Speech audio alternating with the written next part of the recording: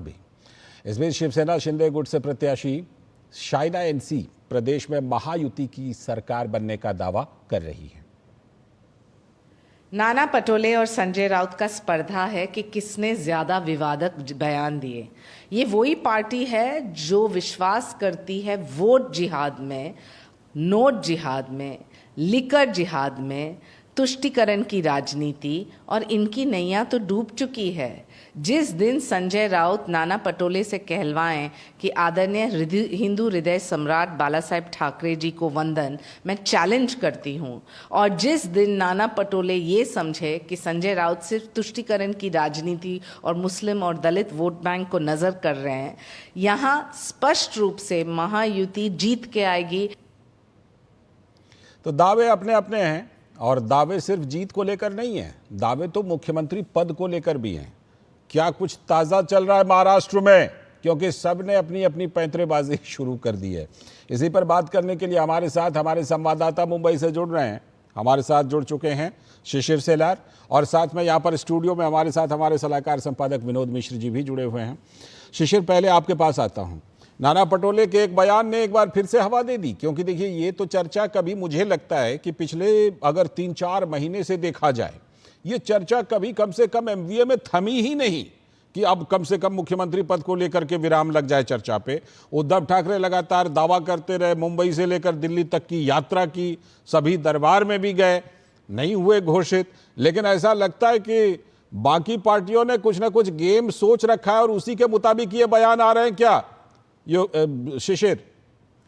बिल्कुल, हालांकि इसके पीछे हमें थोड़ा सा पीछे जाना होगा। जब महायुति सरकार जो है, मतलब 2000 बात करें 19 में जब आई थी, तब हालांकि जब सरकार बनी थी उस वक्त भी अगर देखा जाए मुख्यमंत्री तो उद्धव ठाकरे बने थे, लेकिन जाहिर सी बात है जिस प्रकार से युति बनी थी तो ऐसे में उनमें भी जो है अनबन यहाँ पे लगाई रहती थी और आरोप लगाया जाता था कि कांग्रेस के जो है काम इसमें नहीं हो रहे हैं। एनसीपी जो फाइनेंस मिनिस्ट्री अपने पास लेकर रखी थी, तो उस वक्त अगर देखा जाए तो कांग्रेस के नेताओं ने ये कहा था कि उनके कुछ काम जो है और उनके लिए फंड जो है वो नहीं मिल रहा। हालांकि वो बात बीत चुकी, लेकिन अब थोड़े से और आगे आए, और जब सीट शेयरिंग का मसला सामने आया था उस वक्त भी हमने देखा कि महाविकास आघाड़ी में खटपट जरूर थी। आलम ये था कि एक वक्त पर जहां पर नाना पटोले जो है वो कांग्रेस की तरफ से महायुति में जो है सीटों का बंटवारे की चर्चा कर रहे थे, आखिरी के कुछ दिनों में नाना पटोले को हटाकर बाला साहेब थोरात को जो है वो आगे लाया गया, और ये चर्चा जो है कांग्रेस, राष्ट्रवादी कांग्रेस और शिवसेना उद्धव बाला साहेब ठाकरे पार्टी की वो एक साथ करने लगे, और जिसमें जो है नाना पटोले को साइड में करके बाला साहेब थोरात को आगे ला गया। हालांकि कांग्रेस ने बात स्पष्ट कर दी कि ऐसी कोई बात नहीं है, ये तो चर्चा का दौर है, और इसलिए चर्चा के दौर में नया फेस जो है कांग्रेस ने उतारा था बाला साहेब थोरात को। लेकिन इसकी पिछले की पृष्ठभूमि अगर देखें तो उस वक्त भी ये अनबन इसलिए थी कि हालांकि कौन कितनी सीट लड़ेगा ये पहले से जानते थे शिवसेना उद्धव बाला साहेब ठाकरे पार्टी, और इसीलिए वो 100 के पार सीट मांग रहे थे। हालांकि जिस प्रकार से उन्होंने कई बार कहा कि हम सेंचुरी मारेंगे, तो उसका पीछे का मतलब ये भी था कि जितनी सीट जो है ज्यादा मिलेगी, अगर ज्यादा सीट चुनकर आते हैं तो जाहिर सी बात है ज्यादा विधायक जीत सकते हैं, पावर, और विधायक भी जो है उनको बार्गेनिंग पावर बढ़ सकती है। तो ये इसके पीछे का प्रमुख उद्देश्य, और इसीलिए संजय राउत बार बार कह रहे थे कि हम लोग सेंचुरी मार रहे हैं, बिल्कुल उतनी सीट मिल रही है। बिल्कुल, लेकिन उतने मिले नहीं, अटक गए, 100 से नीचे ही अटक गए। लौटता हूं आपके पास जी, लौटता हूं शिशिर, आपके पास लौटता हूं, और आपके पास इसलिए भी लौटूंगा क्योंकि होटल की बुकिंग चल रही है, लगता है रेट कितना चल रहा है वो आपसे जरूर पता करूंगा। विनोद जी, ये जितना हम देख रहे हैं कि पहले तो मुझे लगता है कि कई महीने तक ये चला, और अब जो है जब कल नतीजे आने हैं फिर भी अपनी अपनी पैंतरेबाजी है। मतलब कल 12 बजे तक का भी इंतजार किसी को नहीं है, अपनी अपनी दावेदारी अभी से करनी है। लाल जी, अभी शिशिर ने आपको बहुत अच्छे से इसके बैकग्राउंड को समझाया है, इस गठबंधन को। अब जो मैं उसमें थोड़ा सा वैल्यू एडिशन ये कर रहा हूँ कि इन पार्टियों महायुति और महाविकास आघाड़ी दोनों के पास एक्चुअली वक्त कम है जी। अब आप ये देखिए कि 23 तारीख को जब ये मतगणना का ये शुरू होगा प्रोसेस, तो जाहिर सी बात है वो शाम तक चलेगा ही। तो इसके में ये है कि 26 तारीख को किसी भी हालत में वहाँ किसी भी सरकार बनाने के लिए पार्टी को वहाँ अपना बहुमत साबित करना होगा या बहुमत दिखाना होगा या सरकार बनाने का क्लेम करना होगा। तो जाहिर सी बात है कि उनके पास 3 दिन का सिर्फ समय है। 3 दिन के बाद अगर वो ऐसा नहीं कर पाते हैं तो वहाँ प्रेसिडेंट रूल लग जाएगा। 26 तारीख ही वहाँ लास्ट डेट है, जैसा कि मैं समझ रहा हूँ। शिशिर इसको बढ़िया से और बेहतर बता सकते हैं। जरूर। तो ये एक है, और इसमें ये लोगों को ये लग रहा है कि आप मान लीजिए हर डिस्ट्रिक्ट में वहाँ मतगणना का काम शुरू होगा, वो विधायक किस पार्टी के जीत रहे होंगे, क्या विधायक जीत के आएंगे, और फिर वो शाम में आएंगे, विधायक दल के नेता की मीटिंग होगी, पार्टी का ये अपना होगा। उनको लगता है ये महफिल कहीं रास्ते में न लूट जाए। बिल्कुल, इसीलिए सारी तैयारी है अभी से। तो ये महफिल रास्ते, सावधानी ही बचाव है। ये कारवां कहीं लूट ना जाए, इसके लिए जो अभी आप संजय राउत का सुन रहे थे, सबसे ज्यादा एक तरह से कहिए कि वो चिंता में वही है कि उनको कारवां को लूटने का एक अंदेशा तो है। इसलिए वो बार बार कह रहे हैं कि भैया सबकी होटल की बुकिंग हो चुकी है, आप जैसे ही जीतते हैं तो आप सीधे यहाँ आइए और वहाँ बैठक होगी और उसके बाद तय होगा। नंबर्स गेम तो है, ये बात तो आप कह सकते हैं, लेकिन ये संघर्ष जो महाविकास आघाड़ी में है, मुझे लगता है ये पर्सनल है। पर्सनल के साथ साथ इसलिए मैं कह रहा हूँ कि नाना पटोले ने महाविकास आघाड़ी की जो अपनी एक थी, पहले से इस बात की अंडरस्टैंडिंग बनाई थी, जो मल्लिकार्जुन खड़गे ने कहा था कि जिस पार्टी के ज्यादा जीत के आएंगे विधायक उनकी दावेदारी होगी जी। तो नाना पाटेकर पोटले बगैर इसके इंतजार किए हुए अगर वो कहते हैं कि ये परंपरा रही है, जो महाराष्ट्र में एनसीपी और कांग्रेस का अलायंस होता था, तो वो परंपरा में वो बता रहे हैं कि कांग्रेस आगे होती थी, कांग्रेस के नेतृत्व में सरकार बनती थी, तो वो परंपरा के हिसाब से वो कह रहे हैं कि कांग्रेस के नेतृत्व में ही सरकार बनेगी। तो संजय राउत जो अब तक सीधे सीधे उद्धव ठाकरे को सीएम फेस बना रहे थे, फिर उनका क्या होगा। तो ये सारे खींचतान जो है, मुझे लगता है कि कल दोपहर तक में सारी चीजें स्पष्ट हो जाएगी। जैसे अभी आपने एग्जिट पोल का ये देखा है, एग्जैक्ट पोल में क्या नंबर आता है ये थोड़ा सा इंतजार करना पड़ेगा। लेकिन नेता इंतजार नहीं कर रहे हैं, बुकिंग तो होटलों की हो गई होगी शिशिर। और ये भी कंफर्म कर दीजिएगा जो विनोद जी कह रहे थे कि 26 तारीख तक वहां नई सरकार का गठन हो जाना चाहिए शायद।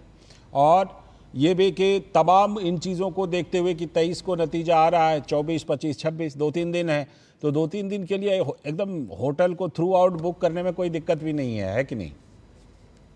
बिल्कुल, हालांकि इससे पहले भी इस प्रकार का काम हो चुका है। 2019 में अगर देखें तो उस वक्त भी रिजॉर्ट पॉलिटिक्स खूब चली थी महाराष्ट्र में। जहां तक बात करें प्रेसिडेंट रूल की, तो 26 तारीख तक का वक्त है। 2019 में भी अगर देखा जाए कुछ इसी प्रकार से खेला जो है, उस वक्त अगर हम कहें तो एनसीपी ने खेला था, शरद पवार ने खेला था। इसके बारे में उन्होंने मीडिया में भी ये बात कही कि सुबह की, हम सबको पता है कि शपथ विधि जो हुआ था उसके पीछे का कारण जो है, अगर हम उसको देखें और शरद पवार के अगर पिछले कुछ बयान इंटरव्यू में दिए गए, उन्होंने स्पष्ट कहा था कि महाराष्ट्र में प्रेसिडेंट रूल रूल लग चुका था और उसको कहीं ना कहीं पीछे लेने के लिए इस प्रकार से खेला करने की जरूरत थी, यहाँ से प्रेसिडेंट रूल हटाने की जरूरत थी। और इसीलिए सुबह का शपथ विधि जो कि अजित पवार और देवेंद्र फडणवीस के बीच हुआ था, उसके बाद सरकार स्थापित हुई थी, बहुमत साबित नहीं कर पाई और इसलिए इमीडिएटली फिर महाविकास आघाड़ी ने अपनी सरकार स्थापित की थी। तो ऐसे में प्रेसिडेंट रूल का डर तो जरूर बना रहेगा। और आज संजय राउत ने अपने बयान में यह बात कहा कि 2 ही दिन में अगर देखा जाए तो ये सत्ता बनानी है। 24 और 25 तारीख उनके पास होगी, जिसके अंदर इसके भीतर ये सरकार बनानी होगी और इसीलिए हर एक पार्टी को अपने नेताओं को यहाँ पर बुलाना होगा।